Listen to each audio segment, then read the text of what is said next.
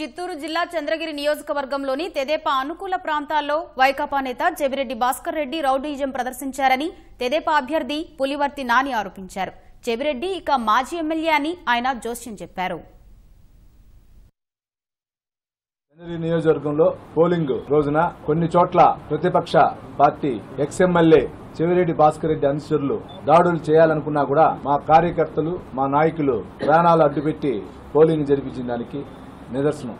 మా చంద్రబాబు నాయుడు గారు ప్రవేశపెట్టిన పథకాలే మాకు శ్రీరామ రక్ష అని అది ఈ రోజు నిజమైందని మీకు అందరూ కూడా తెలియజేస్తున్నారు. చంద్రగిరి నియోజకవర్గంలో కూడా 29 నుంచి 30 ఈవీఎంలు కొన్ని గంటలు పనిచేయకుండా జరగడం జరిగింది. దానికి సంబంధించినటువంటి టెక్నీషియన్లు కూడా ఈసీ అందుబాటులో లేకుండా కూడా చేసింది. పాకాల మండలంలో పంటపల్లిలో జెడ్పీటీ సభ్యుడు సురేష్ ని కొట్టడం గాని, స్వామిరెడ్డిపల్లిలో ఏజెంట్లను బయట తీయాలంటం గాని, ఎక్స్ఎమ్మెల్యే చెవిరెడ్డి భాస్కర్ రెడ్డి గారు అనుచరులు ఏ విధంగా ప్రవర్తించారో పోలీసు అధికారులందరూ కూడా తెలుసు.